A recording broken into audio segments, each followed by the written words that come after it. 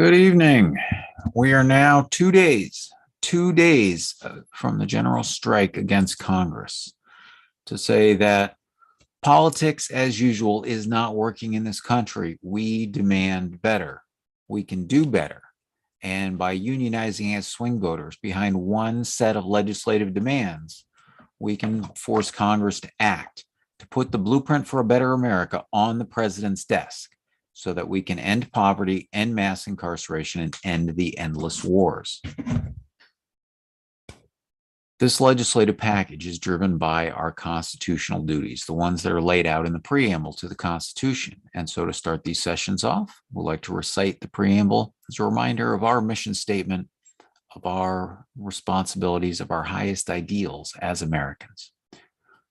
We, the people of the United States, in order to form a more perfect union, establish justice, ensure domestic tranquility, provide for the common defense, promote the general welfare, and secure the blessings of liberty to ourselves and our posterity, do ordain and establish this Constitution for the United States of America. Now, those 5 duties we have covered so far in the legislative package, the Blueprint for a Better America.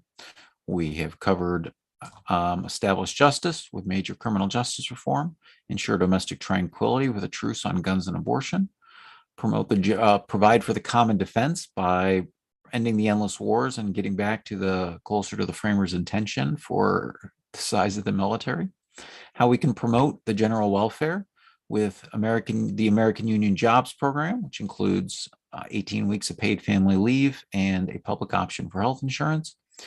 And tonight, we're going to get into Title V. Title V is secure the blessings of liberty to ourselves and our posterity. And then we're going to blast through Title VI real quick with just a few miscellaneous provisions.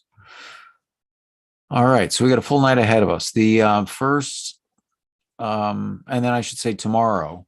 Tomorrow is the last night, and so it'll be a general recap, open for questions, everything you ever wanted to know before deciding whether you should go on general strike against Congress, but we're afraid to ask, kind of thing. So, all right, two main sections tonight. Subtitle A of Title V is universal suffrage. That's how we secure the blessings of liberty, is by voting. And subtitle B is pollution fees on plastic and on carbon. And so I'm going to share, well, let's see. Let's just start talking about universal suffrage. So a lot of the language that's in here comes from the For the People Act of 2021. It was HR 1. And it was a big election reform bill that passed the House more than a year ago, and the Senate didn't do anything with it. All too common. Anyways, but the House version included re-enfranchisement of non-incarcerated Americans. And Congresswoman Cori Bush of Missouri, she introduced an amendment to ensure incarcerated Americans could vote as well. And although that amendment failed, there is possible agreement on both ends of the spectrum. So you got Cori Bush on one side and Lauren Boebert on the other, who tweeted out on January 9th, her position on this. She said, one citizen, one vote, end of story. Yes, that is the end of story. One citizen, one vote. Every citizen gets to vote. That is the idea behind universal suffrage. And so let me go ahead and just read the findings from Section 501 into the record. The Congress finds the following. 1, Americans have a constitutional duty to secure the blessings of liberty to ourselves and our posterity. The ability to vote is the most basic constitutive act of citizenship by which people can secure the blessings of liberty. 2, the United States is the only Western democracy that permits permanently excluding individuals with felony convictions from voting. Disenfranchising citizens who have been convicted of a criminal offense serves no compelling state interest and hinders rehabilitation and reintegration into society. 3, Article 1, Section 4 of the Constitution grants Congress ultimate supervisory power over federal election, an authority which has been repeatedly upheld by the Supreme Court of the United States. The 13th, 14th, 15th, 19th, 24th, and 26th Amendment of the Constitution empower Congress to enact measures to protect voting participation in federal election. 4. Basic constitutional principles of fairness and equal protection require an equal opportunity for all citizens of the United States to vote in federal elections. The purpose of this subtitle is to secure the blessings of liberty for ourselves and our posterity by including all citizens of the United States under the umbrella of civic responsibility. So where does this idea that incarcerated people shouldn't be able to participate in democracy, where does that idea come from? And a lot of it has stems from the Civil War and racism after the Civil War, when the Reconstruction Amendments gave formerly enslaved people the ability to vote. I'm sorry, I should say men, formerly enslaved men, not women, the ability to vote. The 13th Amendment left a loophole that privilege could be taken away if it was a punishment for a crime. And so in some southern states, they would round up black men and charge them with a crime just so they could strip them of their right to vote.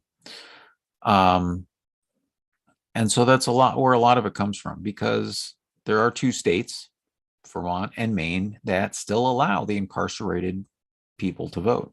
It is very much states do this differently. I don't know if it's a coincidence that Maine and Vermont are the 2 whitest states in the nation, but that's where things are at. There are at least 16 other countries, democratic countries, that allow felons to vote even while they are in prison. And that includes radical places like Canada, Croatia, Czech Republic, Denmark, Finland, Ireland, Latvia, Lithuania, Macedonia, Serbia, Slovenia, Spain, South Africa, Sweden, Switzerland, and Ukraine. All right. We want, when somebody is incarcerated, we want them to be able to reintegrate into society. We want them to be productive members of society. That's the goal. And so participating in democracy, feeling like they are included, not excluded, is a way to help them buy into their inclusion into society. There are only four democracies, including the US, that restrict voting rights after a person's term of incarceration is ended. This also flies in the face of the anthem, if you will, of the framers during the Revolutionary War of no taxation without representation, where we see this in many, many states where somebody has a criminal record isn't able to vote on who's going to represent them. And they can't have any say in electing a school board or their aldermen or things like that who decide their taxation. They are excluded from that process. Another problem that we have is prison gerrymandering, wherever the incarcerated people are housed or incarcerated, that is included in as if they actually lived there for purposes of redistricting. And so because rural areas are more likely to have a prison, whether it's as a jobs program or for whatever reasons, this shifts the representation from maybe the cities where people actually live to the rural areas where they're incarcerated, and disproportionately benefits. I forget where I've seen some statistics, some districts and things like that, where as many as 30% of a representative's constituency are incarcerated people who can't vote for them, but nonetheless, they don't have any say in selecting their representative. And so we can fix that. We can address that. You know, back in the 18th century, right? This was a revolutionary idea that the common man should be able to have some say in electing their representatives, the House of Representatives in Congress. And it was a good step forward. And then in the 19th century, again, through the Civil War, Black men were able to vote, not just white men. And then in the 20th century, we allowed women to vote too. And now in the 21st century, it's time for all Americans to be able to vote. And that's what this subtitle would do. I could tell you a couple horror stories about people who are formerly incarcerated and have, well, let me just tell you one. In Texas, there's a woman named Crystal Mason who served 3 years for tax fraud. And a year after her release, she cast a provisional ballot in November 2016. Her mom was texting her like, okay, make sure you go out and vote today. This is important. So she went out and vote. She hadn't been told she couldn't vote, but they called her in a little later and arrested her and sentenced her to 5 years in prison for attempting to vote. Provisional ballot didn't even count, but 5 years. And she still, the last I heard, was still appealing the conviction. And so this sends a message. This can be seen as an intimidation tactic of discouraging people from participating in democracy. All right, let's move on to section 502. I'm going to go ahead and share my screen. We're going to go through these definitions here, and let's see what we got. All right, section 502 is definitions. All right, an election. This means general, special, primary, or runoff election. Convention, a caucus, a primary election, or primary election held for office of the president. Okay. Federal office means the office of president, vice president, senator, or representative, or delegate, or resident commissioner. So these are federal elections. Section 503 is universal suffrage. A, subsection A, all adult citizens eligible to vote. Any citizen of the United States being 18 years of age shall be eligible to vote in any election for federal office. Notification. States have to notify any individual who's been convicted of a criminal offense that they're eligible to vote and may register to vote in any such election and provide them with the materials that are necessary to do that and the information about the process. And if they don't put those programs in place, then they're restricted from getting federal funds for constructing or otherwise improving prisons, jails, or other places of incarceration. Subsections A through C shall be effective January 1st, 2024, and January 1, 2037. These notifications and federal prison fund restrictions shall be repealed.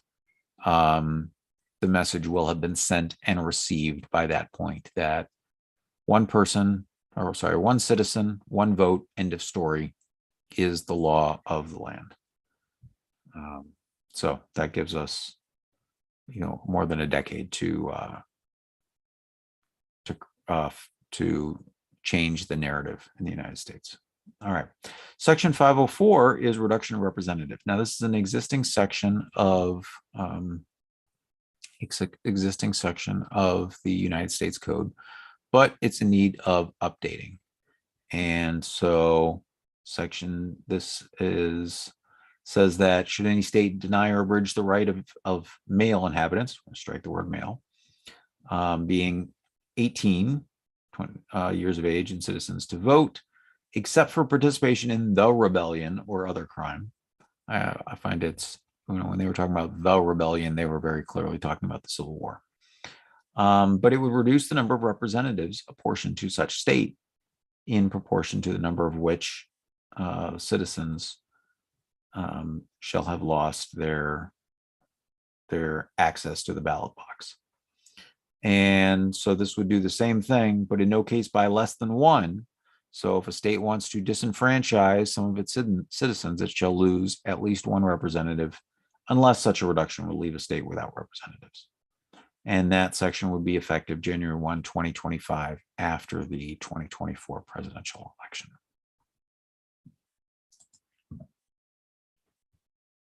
Once again, I agree 100% with Representative Boebert. One citizen, one vote, end of story. That's what this legislation does. All right, moving on to section 511. These are the pollution fees. And so let me go ahead and read the findings into the record. The Congress finds the following. 1, Americans have a constitutional duty to secure the blessings of liberty to ourselves and our posterity. America's children are our posterity, and they are on track to inherit many environmental problems unless something is changed. 2, responsible adults clean up their messes or try to avoid making them in the first place. By placing a fee on the production of plastic and carbon, an economic incentive to pollute less will be created. These fees serve as clawbacks to the payments made under the American Union Jobs Program, reducing inflation in a way that supports the long-term goal of improving our children's inheritance. 3, America produces excessive amounts of per capita plastic waste, and only about 9% of all the plastic ever manufactured gets recycled. A fee on the production of virgin plastic resin, starting at 20%, will spur greater demand for recycled plastic, which is exempt from the fee. And at the same time, a flat 5-cent per plastic product fee will encourage more mindful consumption and less single-use plastic. And 4, a carbon fee is widely recognized as a way to address the external costs of using fossil fuels. Most Western nations are implementing them, and U.S. imports to Europe will soon have to pay a carbon border fee if there is no corresponding carbon fee here. Our carbon fee starts at $20 per metric ton. And the purpose of this subtitle is to preserve the environment for ourselves and our posterity. And that pretty much sums up the purpose of this subtitle. So we're going to get into section 512, which adds a new section to the Internal Revenue Code, 2 chapters and 10 sections. And this largely comes from model legislation that's being promoted by the Citizens Climate Lobby. This is HR 2307. Under that legislation, the carbon fee and dividend is projected to prevent over 230,000 premature deaths over 20 years from improved air quality. This is how we address the tragedy of the commons, where external costs get shifted onto others. So the carbon tax is a way of addressing that. If you're going to pollute, then this is an incentive to pollute less. And the expectation is that it will get passed on to consumers, who will also be rebated through the American Union Jobs Program to cover their costs. And so those who pollute less than average come out ahead. Those who pollute more than average are paying into the system. So everyone's got an incentive to pollute less and preserve the environment for our kids. All right. Let me go ahead and share my screen again, and we will go through this carbon fee. All right. So we're going to new subtitle L to the IRS code. 9901 is definitions. Carbon dioxide. So when we talk about carbon or carbon dioxide equivalent or CO2-E, this means the number of metric tons of carbon dioxide emissions with the same global warming potential as 1 metric ton of another greenhouse gases. So we use the word carbon as a shortcut, shorthand here, but it really includes all greenhouse gases. Carbon intensive products are things that are carbon intensive to produce. Those include things like iron, steel, steel mill products, aluminum, cement, glass. pulp, paper, chemicals, and industrial ceramics.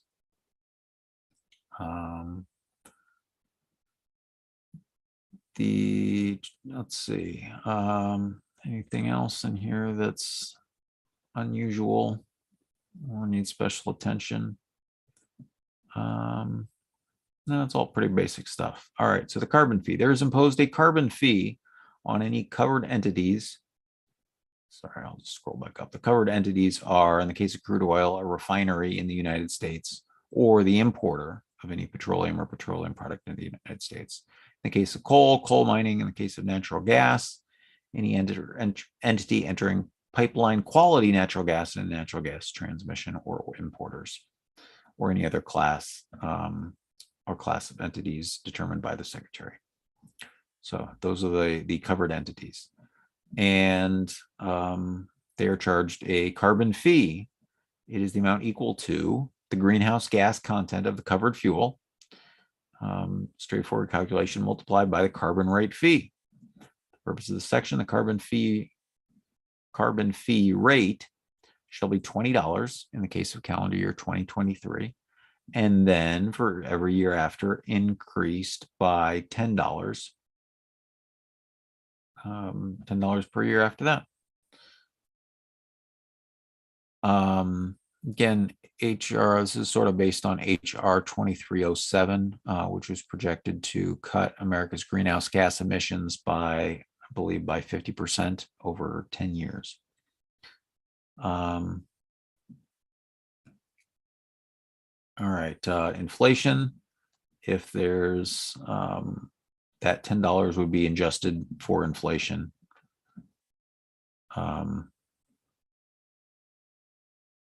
Our 9903 is our reduction schedule. And so these are our targets for reducing our greenhouse gases. When we actually succeed in reducing our emissions from greenhouse gases so that they're less than 10% of the greenhouse gas emissions from back in 2010, then this program will go away. And yeah, this program will go away when we succeed at that. Carbon capture and sequestration. If you're capturing carbon, sequestering carbon dioxide, then you can get a rebate. You can get payments as a refund of overpayment on the carbon fee. The model legislation 2307 had a section here that said turning fossil fuels into plastic counted as carbon capture. Remember how we said only 9% gets recycled? A lot of it goes off to Asia, where they scavenge out like the best stuff for recycling, and the rest gets burned into incinerators because, again, it's made from oil, so it's got energy in it. So they would just burn this stuff. And so the idea that somehow this counts as capturing carbon to turn it into plastic when it has a fair chance of ending up burned, no. There is no exception in this legislation.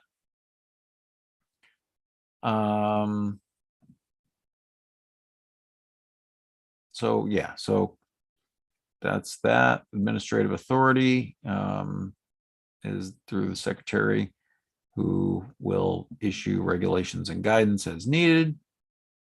And then we've got a border fee adjustment. As we talked about this with people, and say, all right, look, we're going to address these environmental concerns with a fee on carbon.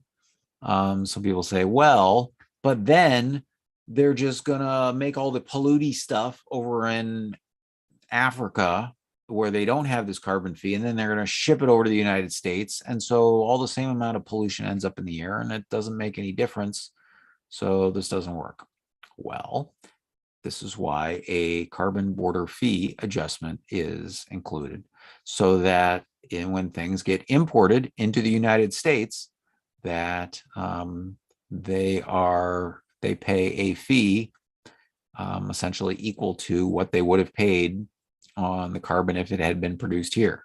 So there is no to eliminate that financial incentive of trying to game the system and pollute elsewhere to avoid paying pollution fees. That's what the carbon border fee adjustment is for. I'll go ahead and share my screen again. We'll blast through this one. All right. Carbon border fee adjustment in general. This is to it's for the same purpose of imports to the United States, as I said. Oops, I didn't share my screen yet. Sorry. For imports to the United States, this is to share the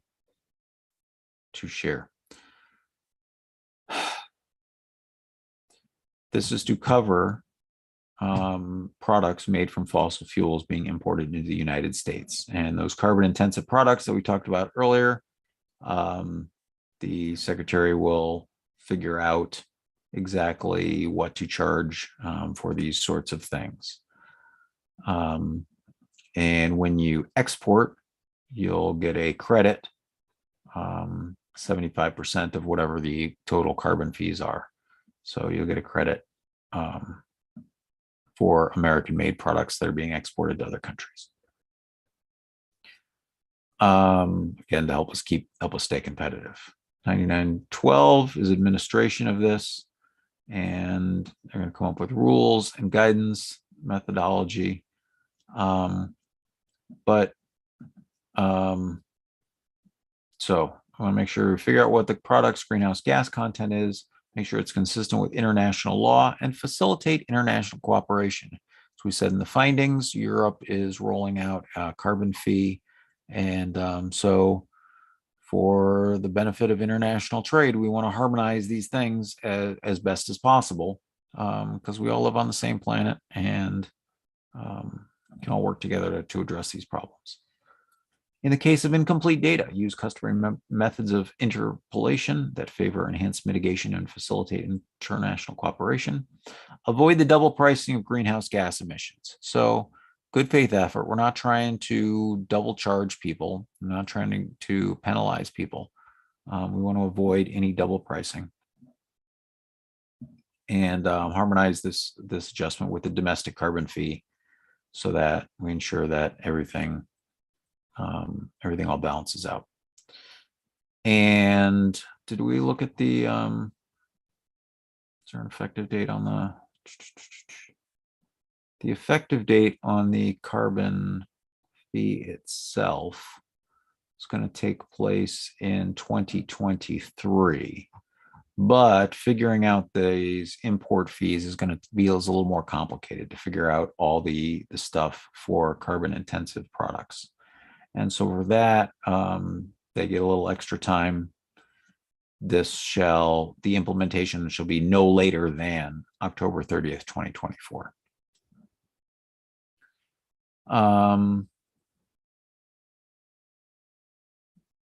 If we're shipping from the United States to United States territories, then in general, they are not subject to this. Allocation for carbon fee border adjustments. Revenues collected shall go to the U.S. Customs and Border Protection. So again, that's self-funded for the work that's involved in doing this. And the rest goes to the Green Climate Fund, which is created by the United Nations. And so, again, one of the objections and concerns to this border carbon fee was that it would be illegal, that it would be a tariff under international law, be penalizing some countries differently than others. And so the way that was developed to work around that is that the money doesn't come to the United States directly.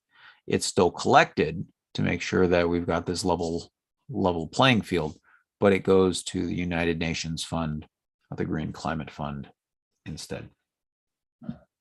Also responsible for conforming with international treaties, international negotiations. The secretary may suspend the border fee adjustment if countries, when we make sufficient improvements on these kind of things, or by treaty or other international agreement. And no preemption of state law. Nothing in this legislation shall preempt or supersede any state law or regulation. So that is the carbon fee. Again, it's based on model legislation where carbon fee and dividend, where you charge this carbon fee and then it'll be paid back to all Americans as a dividend. We're using it as a partial funding source for the American Union Jobs Program for the UBI. I say funding source, but it's really an offset or a clawback. But this is going to raise less and less revenue over time because the more successful we are in driving down the amount of pollution that is kicked out, then the less money there is to be collected. Now, let's think about how this sort of works, right? Is that, well, let's take the price of gas, for example, something that Americans are sensitive to and that we have seen kind of fluctuate pretty wildly over the last 8 months or so.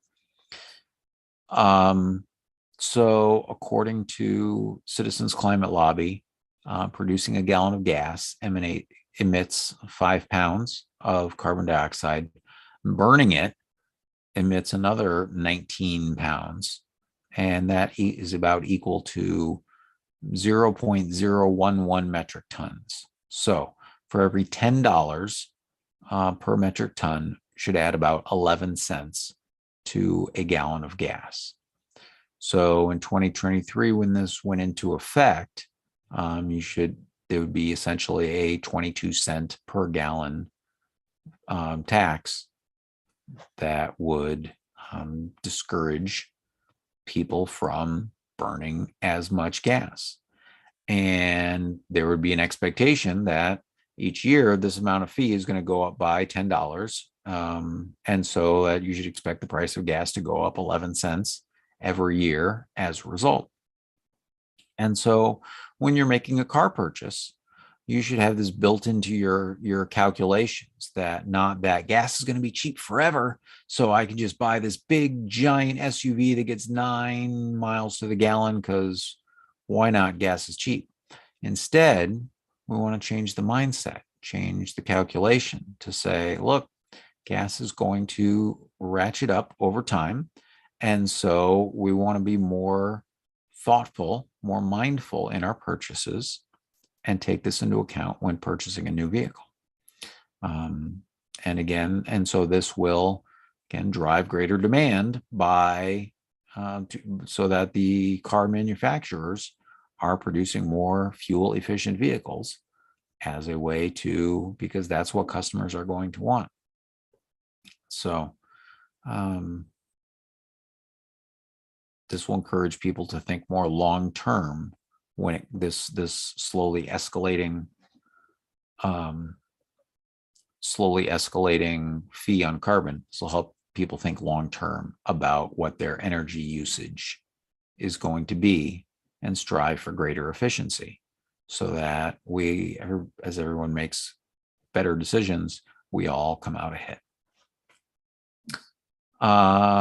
Couple other things. The model legislation, HR 2307, also had an exemption for the military for their purchases of gasoline.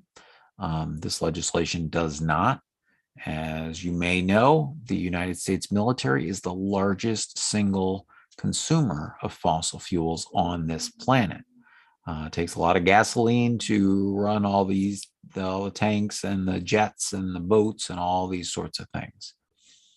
And so as a result, they are also the largest single emitter of greenhouse gases on the planet, more than entire nations like Sweden and Denmark. So no, there is no exemption for the military, that if they are polluting the environment, they're going to have to build that into their costs. They're going to have to build that into their cost as well. So I think those are the basic changes from the model legislation, but the goal is to preserve the blessings of liberty for ourselves and our posterity by addressing these things. All right, the plastic fee. So the plastic fee is very similar to the carbon fee, only it's on plastic. So plastic production and plastic consumption. Yeah, let's go ahead and share my screen again here. So we added subtitle L to the Internal Revenue Code, and this is going to add a new chapter behind the two we just looked at. Chapter 103 is plastic fees. And so we got definitions. Again, pretty much basic stuff. Plastic product means any good intended for public sale which contains plastic, including as packaging. Public sale means the final purchase of a plastic product prior to use, whether at retail or by a business entity for distribution in lieu of sale or any such purpose consistent with this chapter. Does not include the purchase of secondhand plastic products. So, for example, your McDonald's is going to buy a big box of 1,000 plastic forks. Well, they're going to give those away for free. So that's the final purchase of the plastic product, and they would be responsible for the 5-cent per plastic product fee. So this will discourage single use. All right, manufacturer means any business entity that produces plastic products from petrochemical bases, including all these fancy little things. Business entity does not include an entity whose taxable receipts for the year are less than 3 times the basic wage. So remember we talked about that safe harbor for the value added tax yesterday? Same thing applies to the plastic products. So if you make crafts and sell them at flea markets and things like that, as long as your taxable receipts for the year are under $49,600 a year in 2023. As long as you're not making more than $50,000 from your crafting, then you're exempt from this regulation. Multi-packs means products containing, so you buy a 24-pack of water and it is that's 24 individual bottles of water, individual plastic products. All right. Plastic production fee. And virgin plastic resin means resin produced directly from the petrochemical feedstock for the purpose of manufacturing plastic products, but does not include recycled resin. Again, recycled is exempt because we want to encourage more recycling and discourage less plastic production. Discourage more plastic production. All right, 9922, plastic production fee. The plastic production fee is calculated by the value of the resin multiplied by the fee. In the case of 23, in the case of calendar year 2023, it's 20%, and then it goes up 3% per year thereafter. And the value of the virgin plastic resin is, in the case of the import, the declared value of it.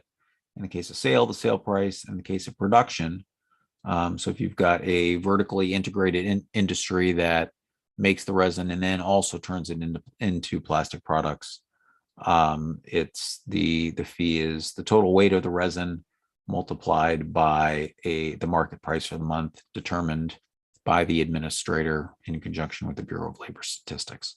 So figure out how much you produced and then pay on that. Subsection E, no double taxation. If you can apply a production fee, production fee pursuant to the calculations as a credit for a sale fee, provided that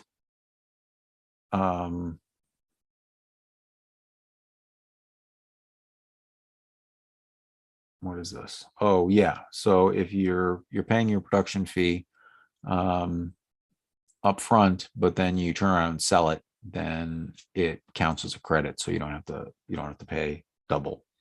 And you can also request an exemption to the production fee by certifying that 100% of the production is for sale and will end up paying that resulting sales fee. All right, then we've got section 9923, the plastic consumption fee. There is hereby imposed a plastic consumption fee on the manufacture of plastic products, 5 cents per plastic unit. For multi-packs, 5 cents for each individual plastic product. Exceptions. In the case of plastic products sold in bulk quantities and of minimal functionality in single units, you can establish a rule so that a certain weight or measurement would be considered a single unit. So think of those little plastic packing peanuts, right? One plastic packing peanut doesn't really do any good. It's not something anybody would buy one of. It's something that you buy and use in bulk. So rather than trying to figure out exactly how many they are and multiply each one by 5 cents, the secretary can come up with a rule that says, all right, here's how we're going to deal with these kind of things. All right. And then 9904 is just the usual administrative authority with the goals of finding effective points in production manufacturing for collecting fees in a manner to minimize administrative burdens, identifying the entities that shall pay such fees, requirements for the monthly payment, and as necessary, convenient rules for distinguishing between different types of plastic. And this shall be effective September 30th, 2023, the start of the 2024 fiscal year. Plastic. Plastic is a problem because when, as we said, 9% of it gets recycled, some of it ends up in landfills, some of it gets incinerated, but the stuff that just blows around that gets is litter. It breaks down. It's not like an apple core or something like that where it breaks down and returns to nature. Plastic is not natural. And so it just breaks down into smaller and smaller pieces. These are microplastics, and they are contaminating everything. They are now finding microplastics in baby's blood. A baby is coming into this world already contaminated with the pollution that we have caused. We've got to do better. We've got to secure the blessings of liberty for our posterity. And so while some nations are looking at stepping in with bans and banning these things, let's start instead by creating a financial incentive to stop being so cavalier about the way that we use plastic. Plastic has many valuable uses, but it also has environmental harms. And so this will encourage more mindful consumption, make us question whether or not these single-use things are really appropriate, or for 5 cents, if you can find some better business model, some other way to deal with it. So that's the goal here, is not to ban all these things, but to say, look, if each plastic bag is going to cost a nickel now, then what if there's a better way that we can do this? How do we help encourage people to use recyclable bags, or what are the other alternatives? These external costs of plastic production are being shifted onto our kids. And there's only so much harm that we can do to the planet that when we know how much damage we've already done, we've got to stop. Responsible parents, we've got to clean up our messes and stop making new ones. And so the plastic fee is a good faith effort to do that. All right, I think that pretty much covers section 513. I think that pretty much is subtitle 5. All right, title 5, I mean. All right, well, let's go through title 6. Title 6 is a bunch of boilerplate, and I'll share my screen and we'll go through this one more time. All right. Title 6, miscellaneous. Section 601, severability. This is standard boilerplate stuff. If anything in here is unconstitutional, it doesn't mean you have to throw out the entire act. It's all severable.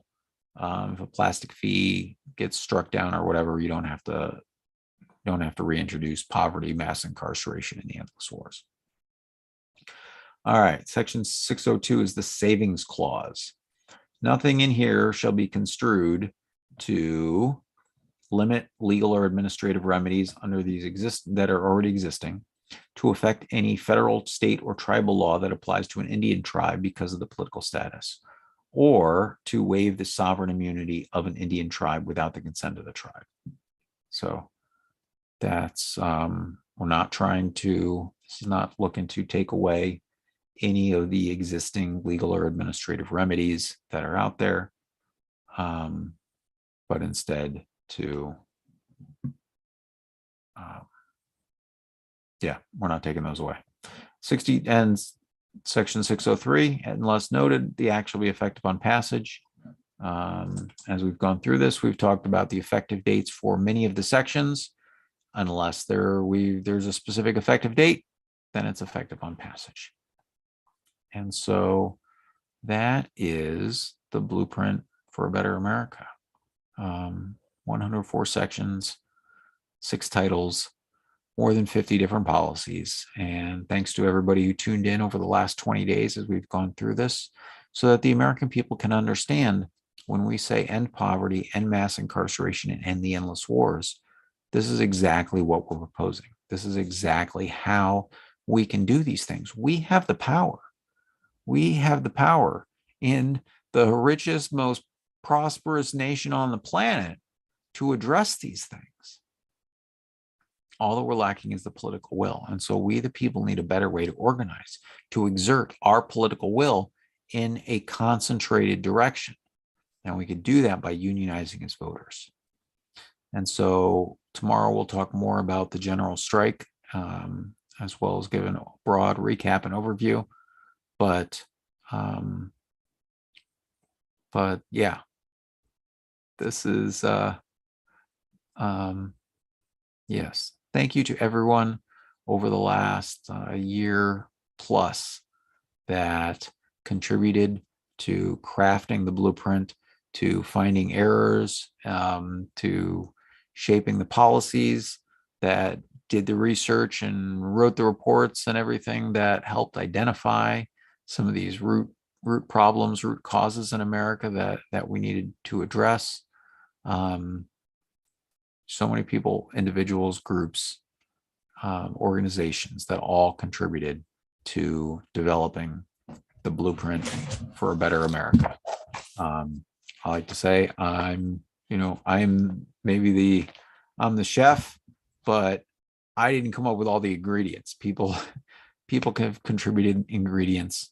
I'm just the guy who helped make sure that they got all written down into one place, one cohesive package with one singular vision of building a better America by addressing Martin Luther King's triple evils of poverty, racism, and militarism, by reforming our criminal justice system, by ending the endless wars, by addressing poverty, our health insurance programs, all of these things. So, all right. Lost my sticker. My fast for peace is continuing. My energy levels are definitely slowing down, and I am getting really sick of drinking salty water to keep my electrolytes up. It's getting kind of nauseating at this point. I'm ready for this fast to be over. But I'm asking you to join the fast for peace on October 15th. Have your dinner on the night of October 14th. The next day, to start your fast, the next day, skip breakfast and lunch. And after 24 hours have passed, have your dinner again. Just drink water in the meantime and use the hashtag #FastForPeace on Twitter as a way of sharing and signifying that you want to upgrade our social contract, that we can become America 4.0. and address these problems, move us away from adversarial democracy into 21st century collaborative democracy. So my weight held steady. I'm still at 176 pounds. And like I said, I'm feeling good. I'm just a little tireder and cold and ready for this fast to be over. For those of you who are on the American Union email list, look for an email tomorrow with final details and an invitation if you participate in the Fast for Peace for a special Zoom meetup at 8 p.m. Eastern on October 15th.